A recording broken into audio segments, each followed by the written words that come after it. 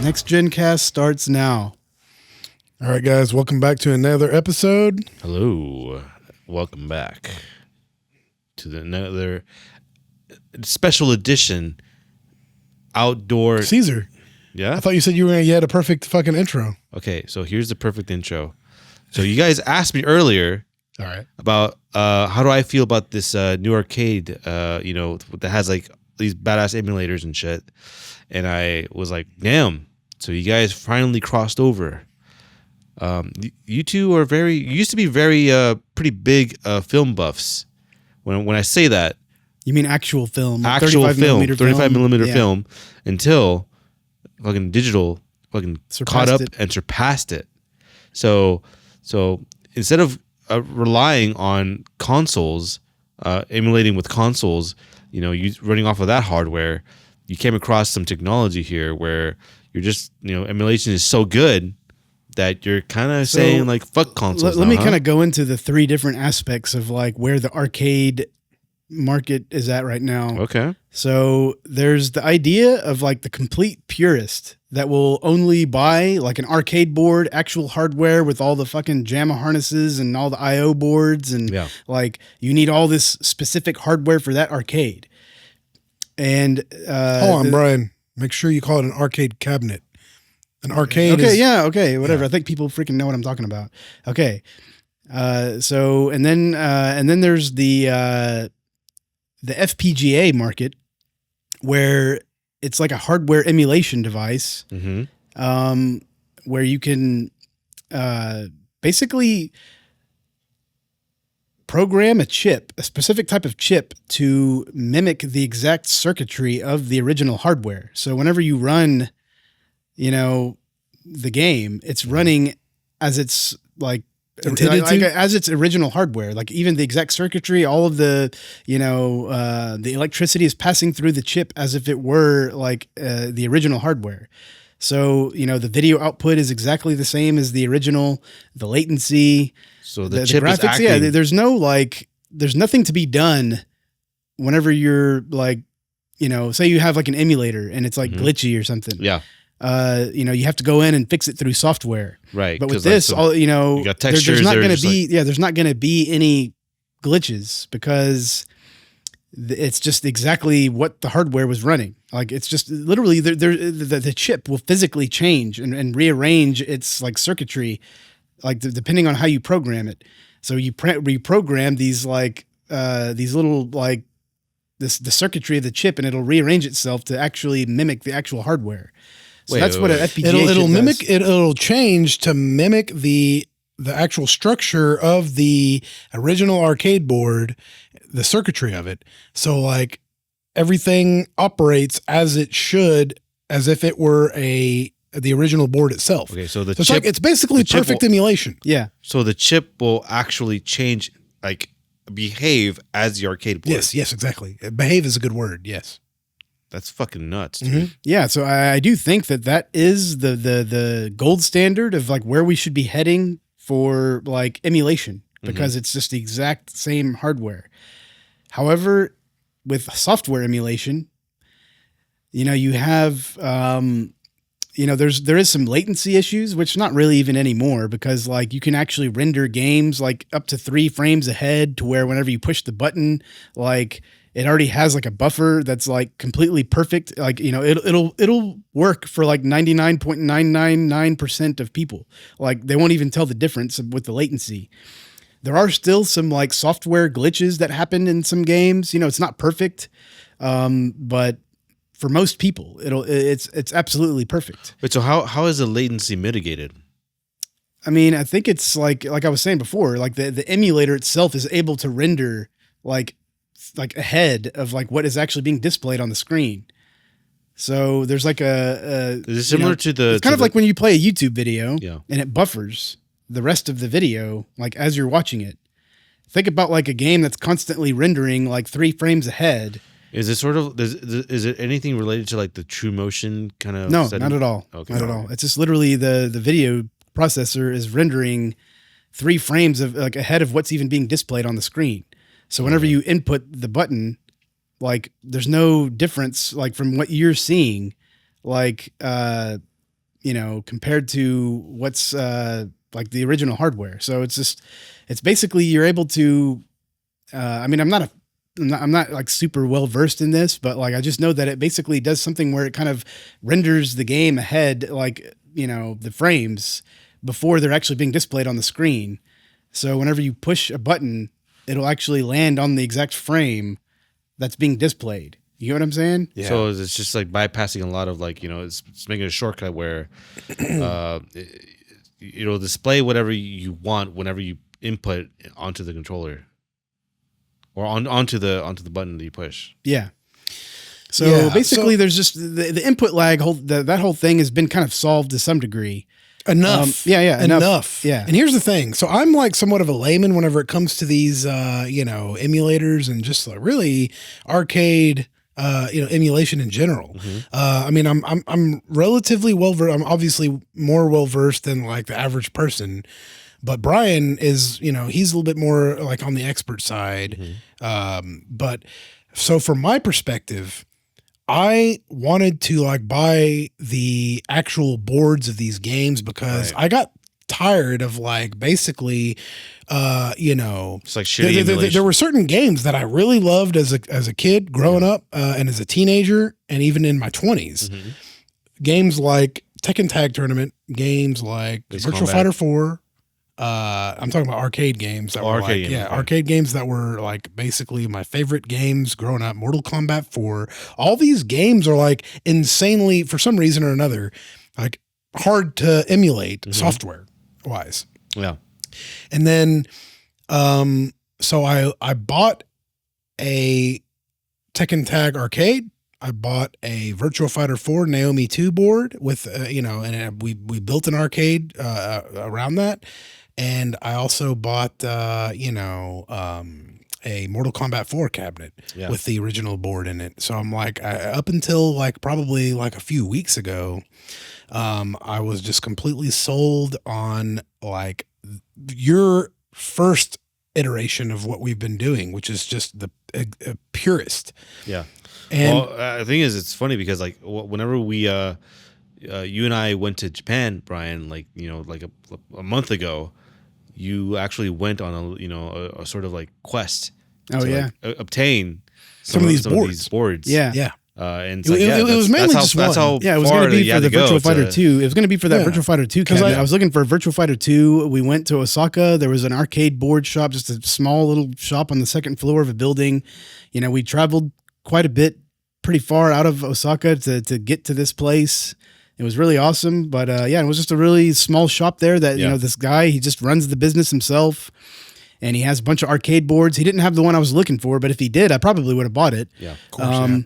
And very cool experience. The thing is, I don't even regret having that experience. Even though like I do think that that game Virtua Fighter 2 is very, very emulatable through software, and we've actually already put it in our main fighting game cabinet. Yeah. So here's the thing: is that we have our fighting game cabinet. Our main one that we built around like housing a Naomi 2 board for Virtua Fighter 4 and also a Mister for the FPGA. But we also just recently, I went to the Houston Arcade Expo with you, about a month ago? Yeah. And we were at the the parking lot swap. And I was just talking to a guy there and I was like, I'm looking for a Virtua Fighter cabinet. Been looking for a Virtua Fighter 2 cabinet. Been looking for one for a while. And I'm looking basically for a project cabinet. Where I could just get the raw wood and, more or less. And he's like, I got exactly what you need. I'll sell it to you for $150. Like, okay, that's a deal way too easy, way too good to pass up. He shipped it to me for an extra $100. Literally had a freaking 18-wheeler pull up in my driveway and literally shipped the damn thing to me. So I was like, another $100, fucking scammer, dude. Yeah.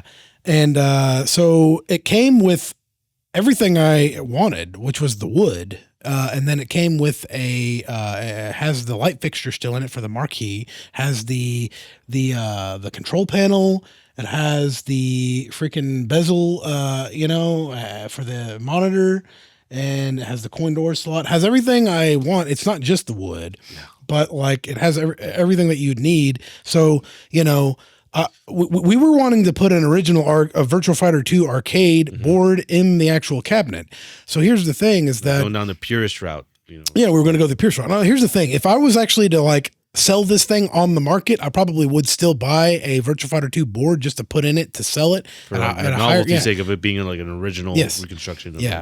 So I've gotten all the original artwork I'm going to put on it. I got the original marquee. I got the original control panel overlay artwork. I've got everything that makes this thing an original cabinet. So all it's missing is the actual Virtual Fighter 2 board. Yeah. So the thing is that in the meantime, though, the thing is those boards are pretty expensive still. Like they're upwards of like $1,000. Well, even if do you plan to actually install that board eventually? Yeah. Okay. I will, just for selling's sake. Okay. Yeah, just to sell the arcade, as the original. As an original Virtual Fighter 2 those are actually cabinet. Pretty rare. Yeah, they are. They're actually very especially ones that are in good condition and like, have a good monitor, because this monitor that we got for it is excellent. It's really good. Yeah. So we got the monitor. So in the meantime, we're just going to put one of these mini PCs that, we just get on Amazon. It's a B-Link mini PC that has a display port. So here's one of the cool things about like DisplayPort compared to HDMI is that it can run lower resolutions than like, 480p. So you need like 240p to play like, a lot of the Street Fighter, just any game, like most like 90s games run off of like 240p resolution. Yeah. And any game that you see with scan lines is 240p. Yeah. So a mini PC with an AMD processor in it with a display port can output 240p. HDMI can't do that. So I got a display port, and you get a display port to VGA adapter. And then you can play the games exactly in the same resolution as the original hardware. Then the thing is, the emulation is perfect. So yeah, here's the thing though. It's like the emulation. Here's what sold me on it 100% is the fact that we'd paid like $800 to get a Naomi 2 board just to mainly play Virtua Fighter 4. Mm-hmm. Of course, we ended up getting a Naomi 2 with a NetDim, which you then could like plug in every game that was available for the Naomi 2 and play every single game on it, kind of like you would an emulator, right? But you're actually using the real hardware. But the thing is that we got this B-Link PC, this mini PC, and we didn't really think that it was going to be able to play even Models 2. And then we were like, okay, so we plugged in, we put Virtua Fighter 2, we played it, and we're like, oh wow, this actually runs perfectly. And then we're like, oh, let's see how it runs with Model 3. I mean, yeah, probably ain't gonna run for shit, but yeah, sure enough, Model 3 emulator works fantastic on it. Absolutely perfect. Yeah, dude, there's no way fucking Virtua Fighter 4 on Naomi 2 is gonna work. So we plug in Naomi 2, works perfectly. I'm like, wow. So here's the thing about the Naomi 2 emulator is that like there was another, was it Demule? Was the previous emulator that they were using to emulate Naomi 2. And it sucked. It really did. I mean, glitches galore. I mean, it was not even close to replicating the original hardware at all. I mean, you had like lighting effects that were missing. It was just a complete glitchy mess. Like at some points in certain stages with water and reflections and stuff. Dude. Yeah, dude. And then we played this one. I was like, I don't see anything at all that's missing. Might be like a texture that looks off or something in a strand of hair or something like that. You know what I'm saying? Nothing that is like makes it not worth just buying the mini PC. You know what I'm saying? Especially considering the headache that you save. Yeah. Like I think the biggest thing is just like the headache that you save. Yeah. And, just running everything through software emulation. I mean, you just get a huge library of games. Yeah. Like I could download, any Model 2 game, 3, like any game, PS2. I mean, I could even run my Steam games on this thing. And dude, you can even run like freaking what is it, Mugen games. Remember those Mugen games that we were playing? Yeah, we could put those on there too. They have a certain folder. You just put all the Mugen games and you just rename the extension, and then you're ready to play the game. Yeah, so we can play those. We can play anything. Yeah, and like the thing is with the DisplayPort, you can actually run the games. They have like a script that you can run off of the emulation station that'll just automatically switch the game to the original resolution. So I can run like Street Fighter 3 in 240p, no latency. It's perfect, you know? And it makes sense to run it at 240p because I mean, if you like go like up that, it's just like it just didn't even make sense. Like it's just unnecessary, like power. Like Yeah. Well, the thing is, like I showed you what it looked like in 480p, and it doesn't have the scan lines. It basically anymore. doubles the lines, and it makes it look pixelated. Yeah, it looks really pixelated, and whenever you're running at 240p, it looks perfect.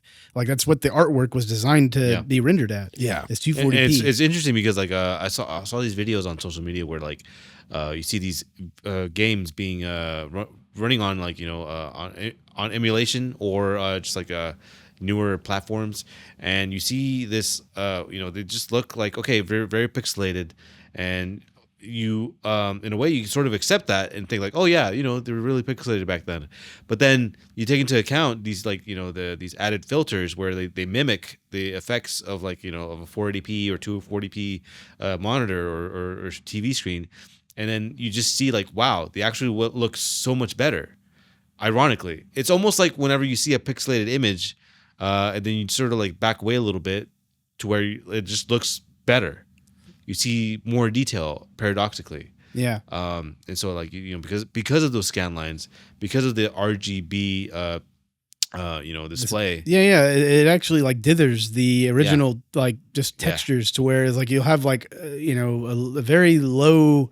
Like it's the gradients look stepped. Mm-hmm. But whenever you add the dithering from the pixels of the CRT, it just like kind of smooths it out.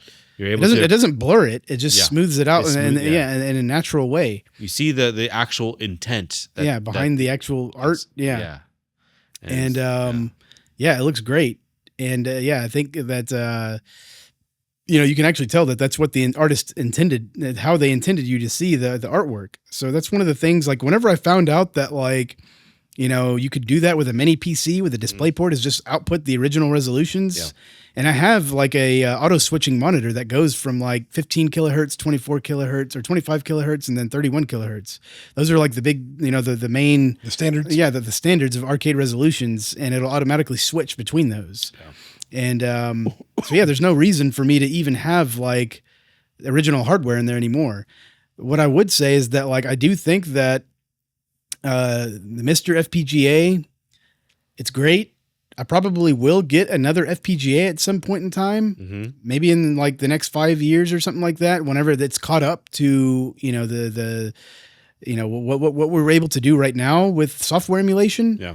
But I mean, I'm still maybe not even. I mean, I might even just stick with this because this is going to improve more too. Yeah, so it's like you're going to be able to. I actually think software emulation is going to improve a lot faster than FPGA emulation. Yeah, there's more developers that are developing with software emulation. For sure. It's gotten so much better just in the past few years.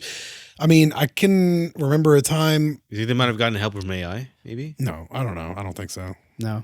But like the thing is that I can remember a time in recent history, like after we already started buying arcade cabinets back in 2020, where arcade emulation was like fucking garbage. But now it's gotten to a point to where like I'm like infinitely impressed by it. Like as soon as like we got this little AMD mini PC, I was like blown away by like the fact that it could emulate. I think what really sold me on it was the fact that it could emulate Naomi 2 like perfectly. And Virtua Fighter 4 has been like this game that we've not been able to freaking emulate since forever.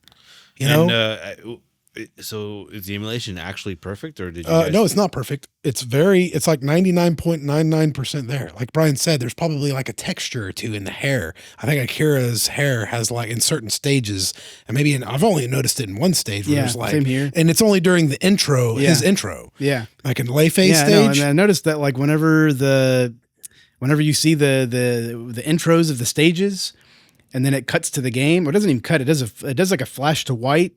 And then it fades back into the game. Yeah. I noticed that the shadows kind of load in a little bit early so that you can kind of see the shadows as it's fading in before the actual. Okay. Yeah. But other than that, I mean, dude, it's like, okay, so I'm going to pay like what, an extra $800 and then like just the amount of like headache, manual freaking like labor that it takes to actually put all of this like together. Like, no, Oh, yeah, it's we absolutely literally not worth did it. Yeah. We literally did it. We Yeah. have a Naomi too, and we had to freaking literally like do the whole like JAMA connector with IO board with the freaking everything. And we also had a mister in there. So we were trying to switch between two boards. We were switching between a Naomi and a mister just so that we could have access to more games than what only, outside of what Naomi was, had available. So we wanted to play Street Fighter on this thing. We wanted to play, Neo Geo. We wanted to play basically as many games as we could on this thing. We wanted it to be like an ultimate, like, especially on the fighting game front, we wanted to have it play as many things as possible. But I mean, even with the Saturn emulation, dude, I mean, it's not good. Yeah, the Saturn FPGA stuff is the just software Saturn emulation is a lot better than that's than crazy hardware. to me. Because I mean, I know it's gotten a lot better in the past year for the FPGA emulation, but the thing is, there's actual hardware limitations on the Mister that don't allow you to play like a lot of the fighting games, like Fighters Megamix and Fighting Vipers, and like they literally play in like half the frame rate, and you have to upgrade the RAM to for it to be able to run the games better. What is the original frame rate for that game? How much 30 latency? How much latency you're are playing you? it at like 15 50 frames, yeah, and it's What like the really fuck? slow. It's really slow too. But here's the thing: how much latency are you really saving by like going the FPG route? I mean, FPGA nothing route. that's actually noticeable. I mean, I feel like they already do like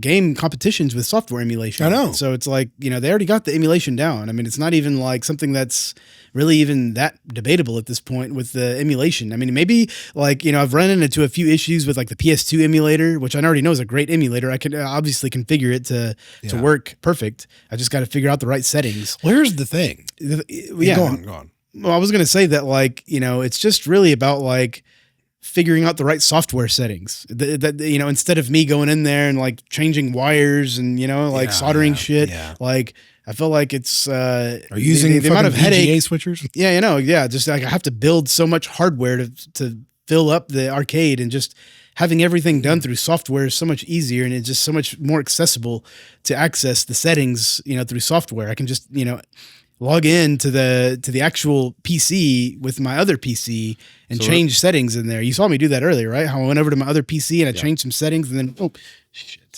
I can access my computer, or I can access the mini PC in the arcade board, or inside the arcade cabinet. I can access it through any other PC that's hooked up to the network. I can actually.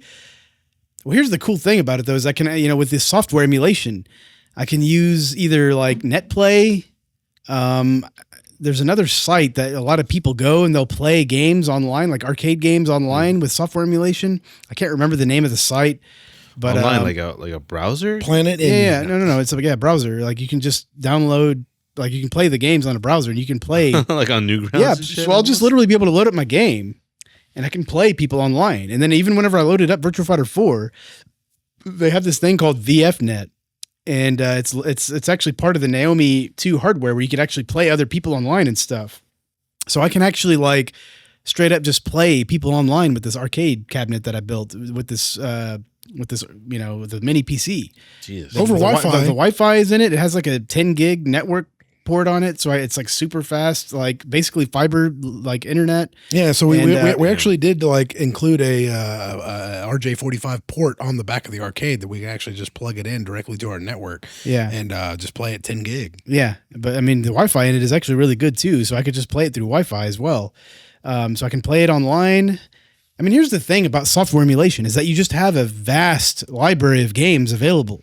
And that was also my whole vision for this arcade that I was building was so that I can just play shit tons of games. Yeah. And the main ones I wanted to play was Street Fighter 3 and Virtua Fighter 4. Those were like the main ones I wanted to play. Yeah. And I bought the Mr. FPGA thinking that I was going to have access to Street Fighter 3 probably within the next year or so.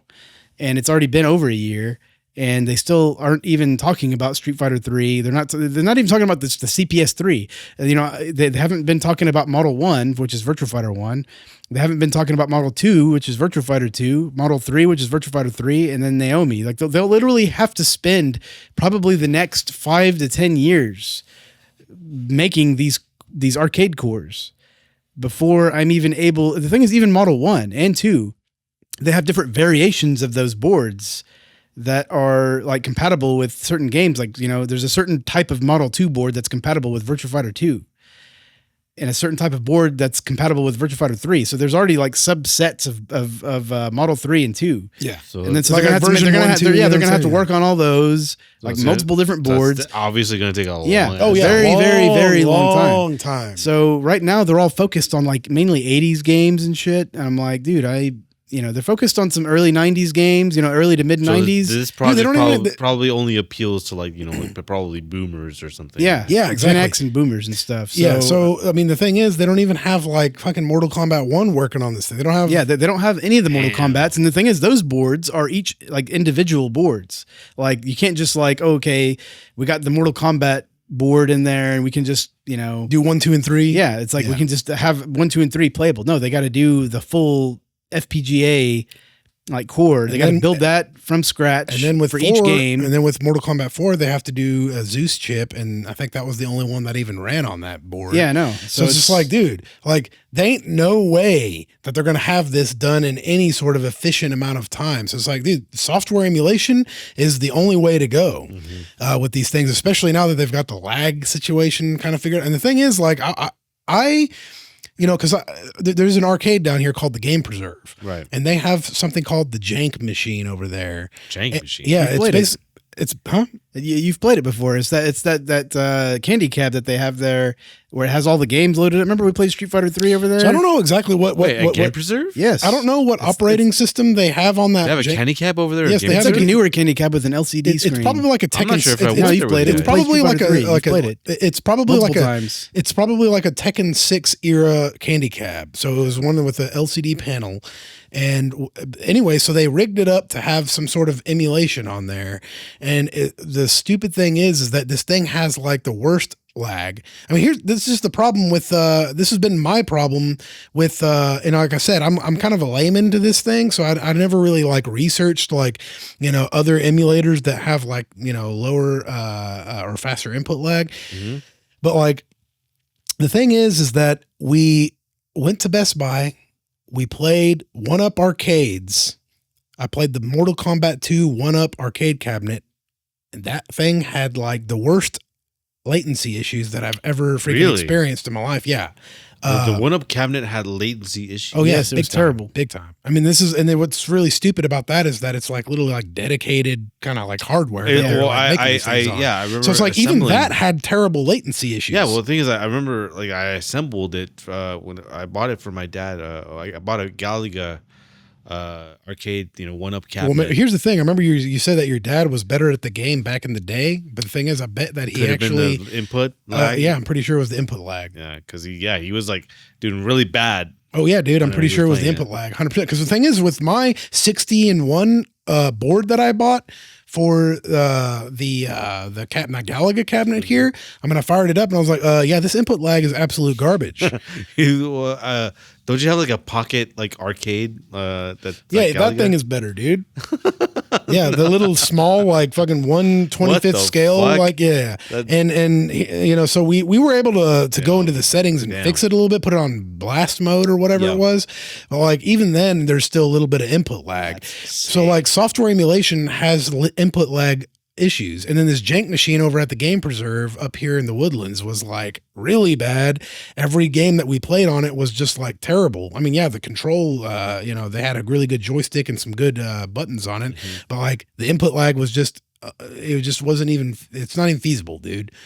So I've just had this very negative outlook on emulation. software emulation on arcade cabinets, and then we finally got this Batocera software running on this B-Link Mini PC. with an AMD processor on it, and it literally has changed my entire outlook on the software emulation space, especially since they're able to do like arcade emulation up to like Naomi 2. I don't even know. Well, yeah, that's the whole point that I was trying to make is that like, the Mr. FPGA stuff, there's no way that it's actually going to catch up in time for me to even be satisfied. I feel like I'll be like 45 by the time they have like Naomi 1, So like by the time you might even be fully satisfied, you're going to be retirement age. Yeah. 45. I mean, damn. Maybe if we hopefully I retire before that, but maybe if that crypto goes up, dude. But I feel like as soon as we've like discovered this software emulation on this AMD computer, like it's just completely changed our entire outlook. So like, I mean, here's the thing, dude. Like this arcade cabinet right here, this one, we've spent upwards of like $10,000 on, dude. Oh, yeah, shit. yeah. The Mr. Arcade, huh? Well, that's literally we spent $1,000 on the cabinet itself, like the wood. Yeah. And then we had to buy the control panel overlay artwork. We had to buy the marquee artwork. We buttons, had to buy joysticks, the buttons, joysticks, the monitor. Yeah, the monitor. The monitor itself was $700 because it's a high res monitor, flat. And then we had to get a bezel for it. We had to get coin door. We had to get all sorts of stuff, dude. We had to get God. I mean, I can go. It all added up. We went to. I don't doubt that it's probably the most unique arcade cabinet probably in the world, dude. Yeah, I would say so too. I mean, we've showed people Probably before and they were really blown away by it. Yeah. It's pretty Not cool. even- And the not thing even is, we're actually going to Yeah. do some revisions on the actual control panel. We're actually going to completely redo it to where the buttons are a little bit more like model the Naomi 2 Japanese arcade control panel. Yeah. So we're going to redo that those. means that we're going to have to get new wood. We're going to have to get a new control panel overlay artwork for it. We're going to have to get new artwork, the actual the acrylic overlay for it.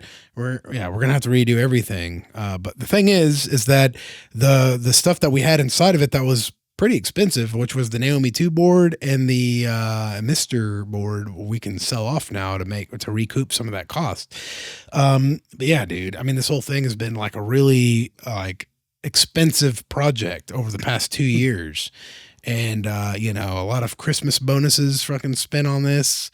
Like it's just been a really, it's been a personal project of ours for a long time to get this thing up and running. Yeah. Oh, I know. Because, you guys have been telling me about it. And all the switchers inside that we've had to buy, all the DVI switchers and the dude, there's just so much that has gone into this thing. And then now that like we just figured out, I mean, it was kind of like a bittersweet thing because we were like, wow. So we put all this hard work into this arcade cabinet. only and then we just, for it to be like, just like uprooted. It's like, we could have just done this. Yep. Well, I mean, I think the time is right now, We got some enjoyment out of playing, Virtua Fighter 4 on the Naomi 2. So, yeah. And I mean, the have thing is, fun like, with it. the whole like interface with that though. So here's like, whenever we actually loaded up the Naomi 2, like, you'd have to load it up and then you'd have to go into your phone and then like log into the Naomi 2 or the Raspberry Pi that was hooked up to the Naomi 2. And then you'd have to, you'd literally have to choose the game from your phone. Yeah. And then from there, you would pick your game and it would take about like 2-3 minutes to load. And then you could play the game, but then the controller mappings were all fucked up, and you have to like literally go back, open up the control panel, reroute the buttons and stuff just to get the button mappings right. Yeah.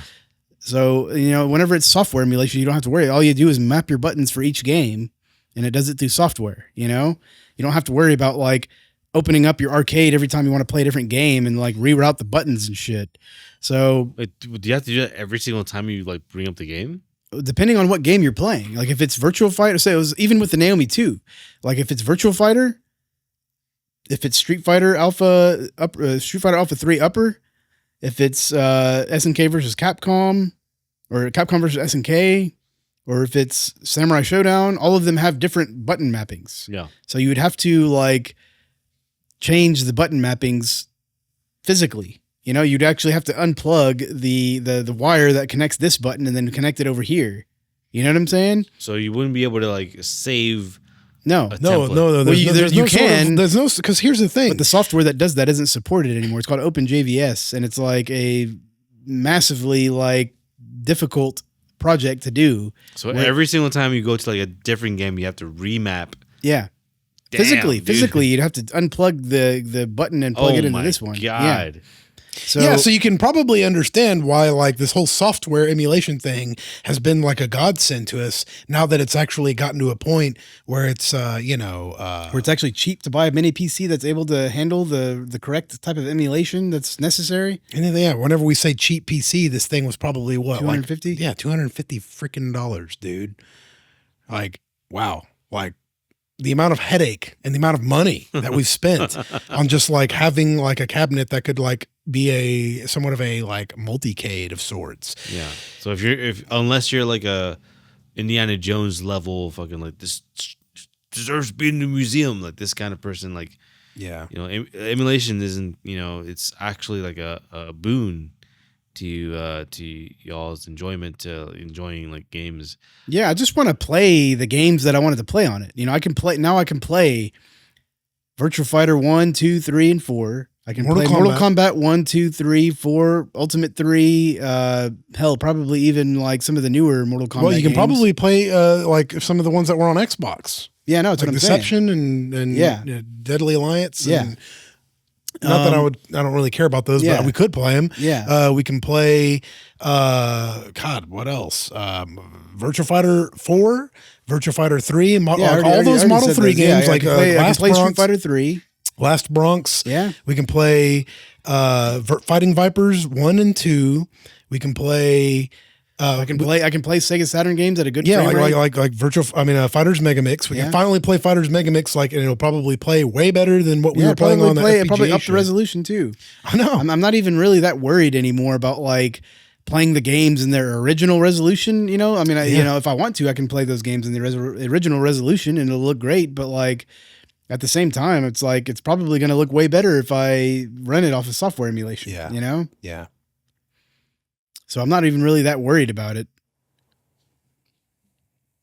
Yeah, I think this yeah, it'll probably be by the end of the month that I'll actually get this whole arcade cabinet up and running, like pretty much perfect to where we just, you know, even with Mugen games.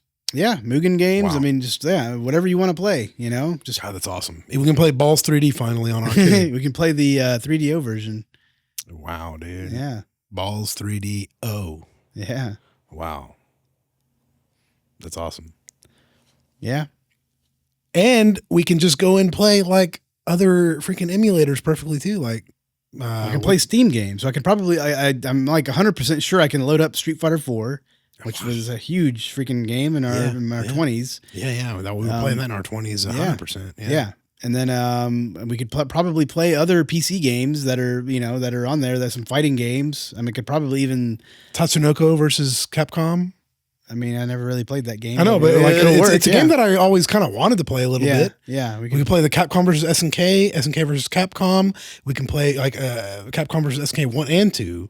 We can, which I absolutely freaking love those games. Those are probably like two of my favorite 2D fighting games ever. Yeah, they're all going to play in the correct resolution too. That's so freaking awesome, dude. Yeah. We can play all the Neo Geo games. Now we don't have to wait. All those Neo Geo games. Yeah. Including the PS. We can play PS2 games too. We were like, you know, if we wanted to play the PS2 version of Tekken Tag, which is like definitely better of a game, you know, than the arcade. Yeah. You know, I really love our arcade cabinet of Tekken Tag, but like, you know, the music isn't as good. I mean, I love the music in the arcade version, but it's not as good as the Tekken or the PS2 version. Yeah.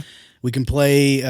Wait, so like the arcade version music is not as good as a console version? No. For Tekken Tag specifically. It was because they had more time to refine it? Yes. Yeah, they had way more time to refine and it was like Red Book audio, basically. Yeah, so they. And it was what? Like, it was MP3s, so they weren't like relying on the actual arcade hardware to produce the sounds.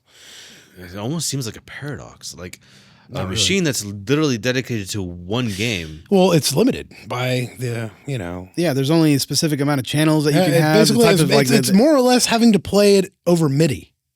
You know what I'm saying? Like it's like a layman's way to put it is that it's having to play MIDI files on the arcade hardware. But if you're playing on, like, for instance, like you had Sega Genesis, they had to use the onboard like chip, audio chip. But then we got to PS1, and then you could play Tony Hawk, and it had like real music by real artists. So like Well, I mean, that's a really shitty way to put it. No, but it like, makes perfect sense. So because But of, you this, know, because of like, the CD but- technology, Yeah, you could But literally no, play no, just the shitty way to put it is by real artists. Like, I mean, obviously these guys that were producing music on these arcade hardwares were like, you know, in some ways, like way better than even the artists that were making music for Tony Hawk. But like at the same time, they had the same artists that made the music for the arcade of Tekken Tag were also working on the Tekken Tag PS2 version. And they were able to just make basically MP3 versions with no holds barred on their freaking on the technical limitations. just streaming off those CDs, dude. Yeah, basically, yeah, exactly. And that's why playing Tekken Tag on the arcade cabinet would be like the ultimate freaking way to play Tekken Tag. Were you guys on an able to arcade find cabinet. those anti-Xbox videos? I'm not sure. Oh, dude. But That's some fucking funny ass lore to put on there. Yeah, no. Yeah. Streaming off those fucking DVDs. Yeah, another cool thing about this arcade is that you can customize the interface. So whenever you're actually selecting your games, you know, the menu, you can actually have your own music playing.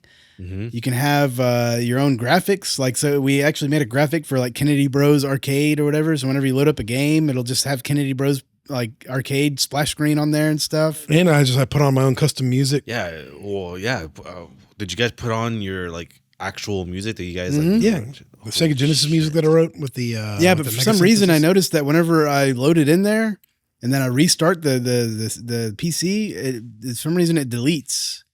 I don't know why. So I got to figure out how to actually permanently put it on there. But other than that, you know, that's what I'm saying. It's like everything that you have to do with this is more software related, which is way more manageable than having to go in there and. So there is a trial and error element to it. There is, but I feel like I'm already good at that, you know, where I'm good at like messing around I with think software. most people are too. Yeah. Most people, I mean, there's almost like no reason to even mess around with like FPGA stuff because like it's so behind. I feel like if this FPGA thing was around, like, you know, which was impossible to happen anyway, but like, I mean, it's almost like it's an elitist thing.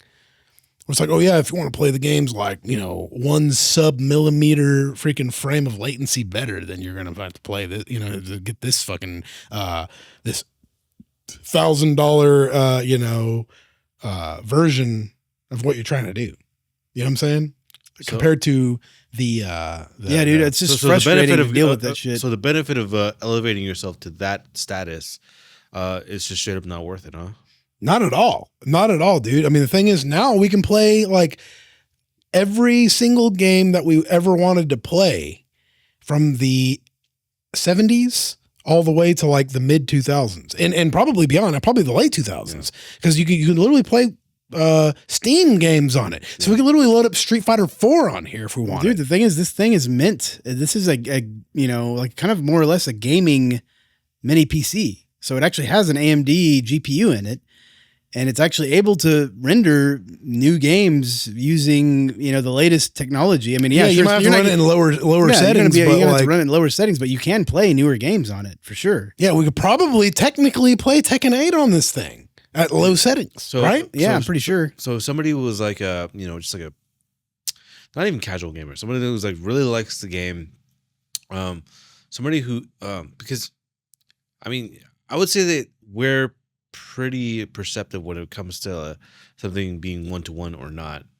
But so you guys are super huge fans of like, you know, Virtua Fighter, but the discrepancies between this and like the absolute original aesthetic, the absolute 1-to-1, and you know, it's like comparison. It's the emulation is at the very least like good enough to where like you're willing to not put into work to get it to like the actual just like 1-to-1 experience.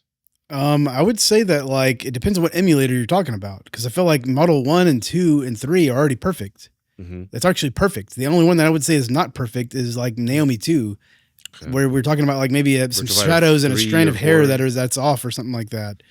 Yeah, but like, whenever we're the- talking about latency, it's all there. I mean, I feel like the amount of latency that you save by going the FPGA route is probably like sub like frames. Would you say that you have to be kind of an asshole to like bitch about it? Yes. yeah, You have to be a stuck-up asshole. Like some stuck-up freaking narcissist, freaking like piece of shit. Probably sucks his own dick. Yeah. It's one of those types. Yeah. Hey, I suck my own dick. Fuck, dude. Dude, if you ain't fucking going with this fucking FPGA shit, then you're fucking Man, lame, if you don't fucking dude. suck your own dick to this shit, then you're fucking stupid, dude. Yeah, dude. That's the whole point of FPGA is that it fucking makes you able to suck your own dick, dude. It makes you feel so good. It makes you want to suck your own dick. Yeah, dude. Exactly. So, like, the crazy thing is just that I don't know, man. I feel like there's really not any work, like, because me and Brian have literally put in like 2 years of work on this one. Well, yeah. Well, that's why I'm making these jokes, is because like you guys are so. I'm at y'all's garage right now, and you guys have the actual cabinets to fucking like the Sega Rally, Galaga, and fucking like, dude, Virtua Fighter 2, Tekken Tag. We have Mortal Kombat 4. Yeah. And y'all's fucking like kitchen. Like, okay, you guys are fucking like, you guys want the actual real thing. Yeah. And it's just, again, it is, I have to admit, it is a little bit shocking that you guys are like accepting Software emulation as to like the actual physical thing. So I'm guessing it's just getting to that point where it's just that good, huh? Oh yeah, it's definitely that good, dude. Well, especially. I mean, here's the thing: you played it. Did you notice a difference? I did not. Did you notice a difference whenever you were like inputting the commands and shit? Absolutely not. I did not notice a difference. Exactly. Now, if you were to go to that jank machine over there at Game Preserve, you would definitely know a difference. If I took you to Best Buy right now and they still had their little fucking lame ass freaking MK2 cabinet, you would definitely notice a huge like lag issue. Yeah. And I remember playing it. I was like, dude, this is literally the worst thing I've ever played. Like, words can't describe how frustrated I was, even just in the one, like, I don't even think I played it for more than a minute. I think it must have been like 30 to 45 seconds. And I was playing Brian. First of all, the freaking whatever. I mean, 1UP arcades are already freaking mini to begin with. Yeah. But like, I was like, we were all scrunched up, having a, but then even then, the cabinet was wobbling because it was made out of freaking, particle board, like freaking shitty particle board. And yeah, there's no weight to it at all. Yeah, there's no weight to it. And then you're like freaking pushing the buttons and then it's like all laggy. I'm just like, dude, this is the worst arcade experience ever. If this is what we experienced growing up, I would have hated gaming, Yeah. And, oh man, that would have been fucking a shame, dude. If these arcade cabinets back then, they were like shittily made. Oh yeah. That's what I have to it's fucking wobbling. That would have been a fucking lost ass gamer. Fucking would have grown up to be a fucking dumbass jock and shit. Yeah, no, we lost one, dude. The one that got away. The one that got away. Yeah.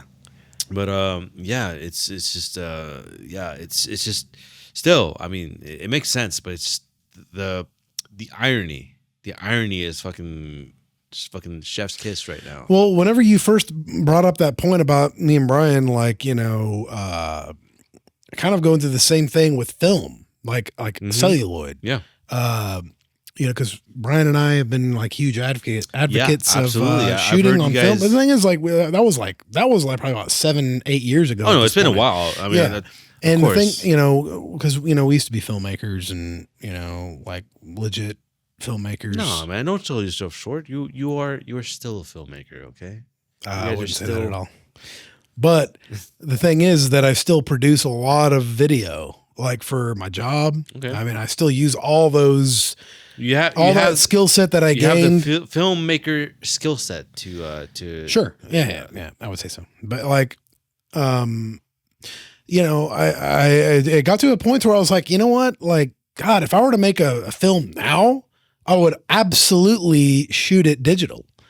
Because the film emulation now, because here's the thing, I still absolutely love the look of film. Yeah. And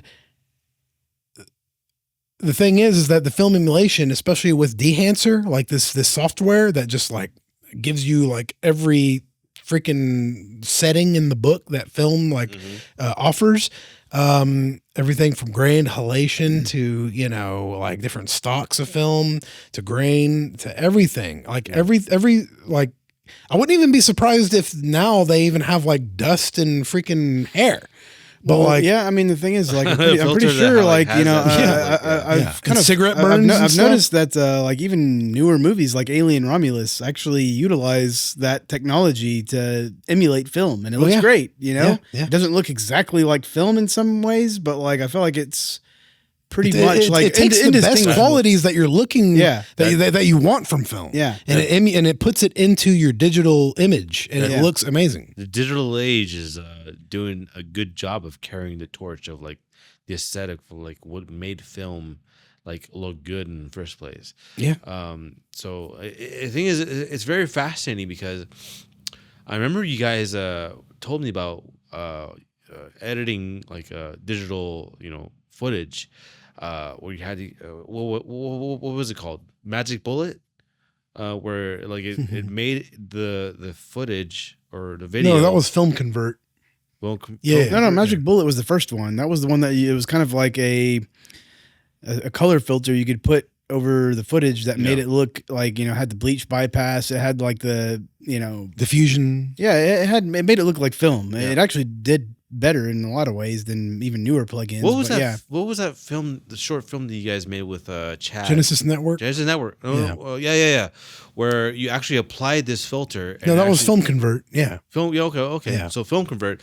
So like whenever you guys like use that film, or rather the video file, it looked a certain way. It looked sharper whenever you applied the film grain. applied the film grain on there, and it made it look sharper. Yeah. And it's kind of funny how a few years later, where film or rather the digital video made it look so good that it was able to mimic the old ways. Yeah.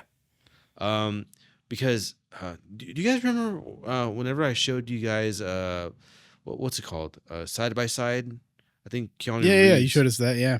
yeah, dude, and it was like there's such an organic and just like almost inherent high quality nature to like filming like with film, right? Because it actually captures it in an organic way, where like the each frame literally captures the image and burns the image into the film, and you get to see it as an actual like an organic like a thing that gets imprinted. Mhm. But digital with digital, it's it was questionable in the early 2000s, but it was able to mimic that so well that you're in an ironic way, it did such a good job doing it the old way. It still appeals to the primal like human aspect, to the aesthetic appeal. Mm-hmm. Am I making sense? Yeah. Yeah. No. And it's just kind of funny how like because of technology, it's just like we're moving towards An all digital feature. but because we're humans, because us humans are engineering that, it's a good thing. Yeah. So like again, you guys transitioned from being film purists to like accepting digital because it's just like a better technology. Yeah. It's better at representing art. You're getting better tools, so you're using those tools to better represent art. So when it comes to like emulation, when it comes to gaming, it's a better version of preserving fucking badass fucking games. And hey, I mean, yeah, it's not using the original hardware, but in a way, we're crossing that bridge of like, hey, listen, like these digital options are actually doing a better job. Well, I mean, it's using the lower original cost. ROMs, It's like it's just better utilizing the original ROMs, right? Yeah. It's like it's making it easier to use and access these ROMs in a more efficient way than even the FPGA shit. Yeah, because like say for PS2 for instance, like they even have a way to like increase you can actually increase the resolution of the game. Yep. You can play it in 1080p, 4K or whatever. Mm-hmm. You can Anti-aliasing? You can put anti-aliasing. You can actually increase the Draw distance. anisotropic filtering. Yeah. You can you can take away some of the soft, like some of the hardware limitations of the PS2. Even how the it frame rate. Huh? Even the frame rate in a lot of cases. Yeah, you can increase the frame rate by like increasing the amount of RAM VRAM that you're using. Yeah. You can overclock your CPU to increase the frame rate.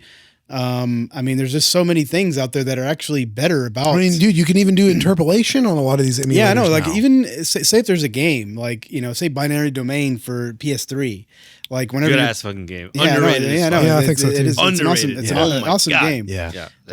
So you're playing that game and you're playing it on PS3, right? And sometimes you're playing a boss and the frame rate dips to fucking like 2 frames per second. Well, yeah. In some cases like 2 frames per second, maybe for half a second or something. But like maybe throughout the 2 frames per second for half a second. Yeah, I know. But like it's like I want to say in the boss fights, it was on average probably around 15 to 12 frames per second. You know what I'm saying? Right. And so if you were to emulate that and you were to increase the VRAM, the just the processing power that's going behind rendering the game, and then they have a way to like cache certain things like in the emulator. So it's like if you want to cache all the textures and all the assets and stuff like that to where it has like faster loading to get to those things. Yeah. Then it could just ease up a lot of the processing power by just caching certain things. Yeah. And it's almost like having more memory on your PC to help render either the PS2 or PS3. And so it's like you're going to be playing the games at a solid 60 frames per second because the new software emulation has things built into it that help aid the rendering process. It just smooths everything over. Yeah, it just makes everything smoother, and it's like, and then on top of that, you can play it in 4K. I mean, look at Metal Gear Solid 4, like on the RPCS3. Imagine playing that at 60 frames per second. Well, yeah, there's videos, there's tons possible. of videos of it. People possible, literally dude. playing that game at 4K, 60 frames per second. And since you can actually up-res it, it actually like increases the resolution of the shadows too, so they're not a pixelated mess. You know what I'm saying? Remember those real-time shadows they had in that game? They looked like absolute garbage. Now, whenever you play it in 4K, it up-reses the shadows to go along with it because they're drawing from like Yeah, the the thing is resolution. with Metal Gear Solid 4, it had an uncapped frame rate. So like it was basically just limited to the PS3. Yeah. I'm glad they actually did that because, say if you were in certain areas in the game that were like less intense, to render, like they would run at 60 frames per second. So say if you put on your night vision goggles and it wouldn't have it wouldn't have to render as much. So because there's 2 colors and shit. So it didn't have to render as many colors. So it actually rendered, it saved up some of the rendering to where it could actually just render it in 60 frames. Oh, right. So it had an uncapped frame rate. Yeah. So whenever, you get around to emulation, you're able to get that uncapped frame rate, and then it just renders at maybe 120 frames per second. In the future, it's going to be able to render at 120 frames per second. Solid fucking 4 and 120 frames per second. Yeah, dude. I mean, it's that's what I'm saying. That's why. Remember the opposite effect whenever you actually equipped Metal Gear Mark II, and like he was running around, but they enabled the motion blur for some reason. I mean, I wasn't complaining because I like motion blur, but like it actually like ran at even lower frame rate when you were doing God, Yeah, it was that game was a pretty big mess. With big frame mess. rates, Big and mess. graphics and stuff. But unfortunately, the thing is, like, it was just way beyond what the hardware was capable of, and they just left it in there. You know what I'm saying? Yep. So whenever you actually take that ROM and then you just like apply all these new rendering techniques to it, it just runs at a solid 4K, 60 frames per second. And then maybe even beyond that, depending on what new hardware comes out. So software emulation is definitely the way to go if you want to experience older games. I mean, hell, you could even tell it to like not do the texture caching or the whatever, you know what I'm saying? To experience it in the exact same way, in the exact same resolution, you can play it that way as well. The thing that I like about software emulation is that you have the option of playing it however you want. You can just fine tune your experience. Yeah. But with like FPGA emulation or, with the original hardware, you're just confined to rendering it exactly how the game was to the hardware that the original game was made for. Which I don't really have a problem with in some ways. If you're a purist and like, there's reasons why if you want to just see how it looked, exactly how it's supposed to look, then yeah, original hardware is the best. Software emulation is like pretty much there too, like 99% there.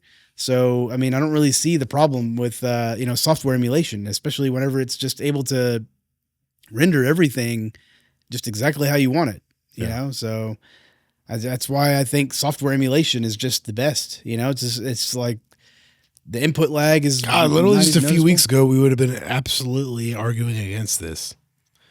But, here we are today. Yeah, it's because we spent all that money on the FPGA shit. Well, it's not even because of that. It's because of other thing. I mean, the reason why we spent all the money was because we didn't believe in software emulation. Yeah, I agree. So we're actually having this conversation at the cusp. Y'all, exactly. It's only going to get better too. I mean, the thing is, the really cool thing about this mini PC in our arcade cabinet is that we can update it. Whenever there's a new version of an emulator out, we just hit update and it'll update it. It'll render it even better. I feel like the fuck out of it. I feel like one of the main points of this freaking podcast that I want to get across is that, like, if you're like one of these people that like are like all just caught up in the freaking FPGA, like it's way too purist for me. Not only that, but just like if you're all caught up in the FPGA and you're just like not even giving software emulation a chance, just like try it out. Just go ahead and buy yourself a little. God, in most cases, just buy the $150 version of the PC. That actually was able to run Naomi 2 also almost flawlessly. There's only a few hiccups where it would like freeze for about a second and then it would resume. Sometimes it would be like a 10-second freaking freeze. And then, so here's the thing: if you were running Model 3, it ran perfectly. Yeah, like we didn't have any hiccups with Model 3. Yeah. So it can run up to Model 3. If you're like an arcade enthusiast who is basically like interested in running games up to like, whatever the infancy of arcade games all the way up to Model 3, then you have a $150 PC to buy and try out some freaking like software emulated games with this new these new emulators. I don't know. It seems like a pretty steep price to me, dude. Yeah, I'm telling you, dude. Think about. Yeah, I know you're joking, but like, think about this shit.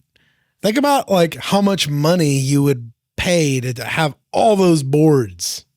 You know what I'm saying? Oh yeah, and if you wanted to have thousands of dollars, huh? Yeah, if you wanted to easily switch between those boards in your arcade cabinet, the amount of wiring that you have to do, and just like there's no. So it's not even the money, like the work that you have to put in. Yeah, the thing is, another good thing about like software emulation is that there's a big community, so you can just go on Discord and ask people things, and like you're going to get an answer very quickly. Yeah, not only that, but like if you want to go this FPGA route. And you want to like spend I don't know how much these freaking Misters are going. If you want to get a Mister Arcade, right? Now that's different from the regular Mister, but the Mister Arcade with all the I/O stuff and you know what I'm saying? And the JAMA connector. How much does that cost now? I mean, there is so if you want to get the actual Mr. FPGA, it's about $500, but there is a new manufacturer that is making something called Mr. Pi, which is an exact clone of Mr. FPGA. That's $100.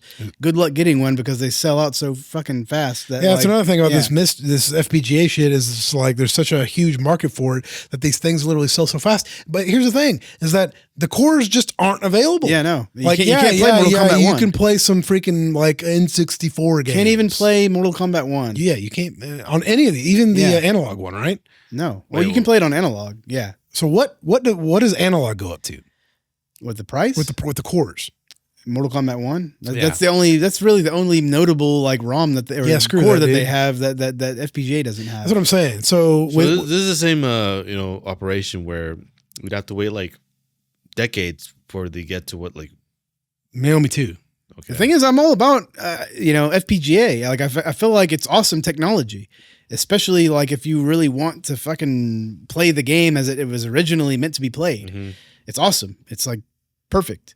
But it's just the speed of the development that's happening with it. It's like we're gonna be old men by the time this shit actually gets to the point where we want it to. Old men, we're gonna be old men by the time we want to play some games that came out 40 years Street ago. Fighter 3 or something, or like model, especially Naomi 2. Dude, but here's that's the thing. so far away. That is literally like so far away, dude. The crazy thing is that like you just buy one of these $250 freaking AMD mini PCs, and you literally have access to like games that came out like yesterday. Yeah, I might have to run them at lower freaking graphical settings. But here's the thing: especially if you're running it on a fucking 480p resolution monitor, like a CRT, like what we have here. I mean, how much computing power are you saving by just lowering the resolution down from 4K or 1080p down to 480? You know what I'm saying? Yeah. Like you probably don't even have to run it at the lowest settings, even just considering how low of a resolution you're running it at. Yeah, no, that's one of the things about like running. We can probably run Street Fighter 4 at max settings. Oh yeah, we could probably on Steam. Yeah, on a 240 or 480p monitor. Yeah. If we were to actually like run that at 240p, we could probably run it at like 120 hertz. Pretty sure 120 frames per second. Yeah, no. I mean, like, think about like Tekken 8. Well, let's use Tekken 7, for instance. Tekken 7, which came out by about 7, 8 years ago. Yeah. So like Tekken 7, we could download Tekken 7, put it on this little mini PC, run it at 240. I mean, I'm not 240, but 480. Save a lot of freaking resources.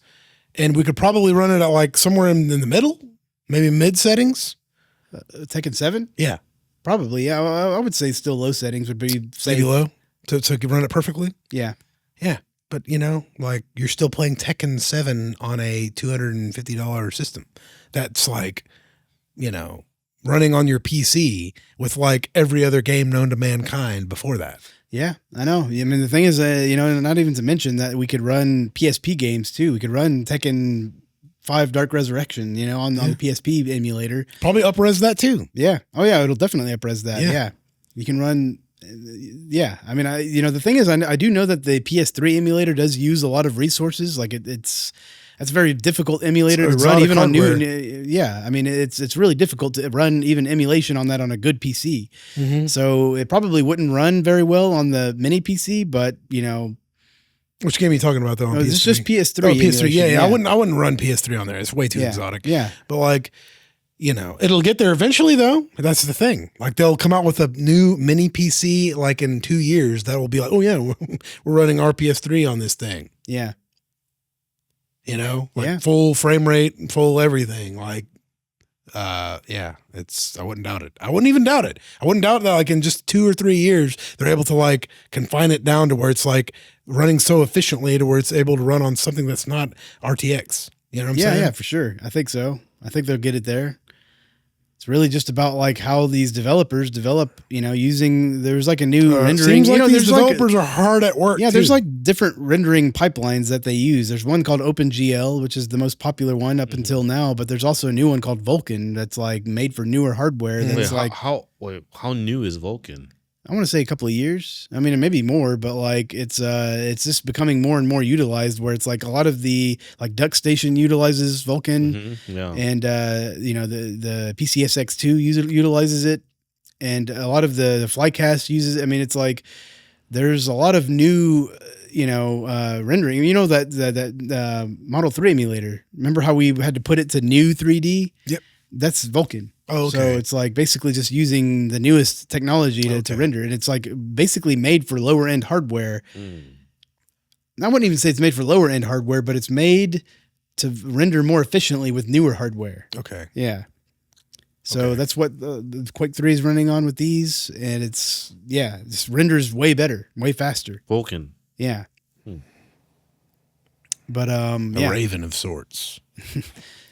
So it's just really about the developers, like kind of utilizing that rendering pipeline to get the rendering just out quicker, just make it more efficient. Yeah, there's less glitches I noticed with it too. As soon as you loaded it up on Virtua Fighter 3, I was like, wow, I mean, You remember whenever we did the OpenGL and it was like all glitchy? It wasn't Of course. super glitchy, but it looked. no, there was like some pretty massive glitches Yeah, that were pretty yeah. distracting. Yeah. For sure. So compared to Vulkan, it was pretty shitty.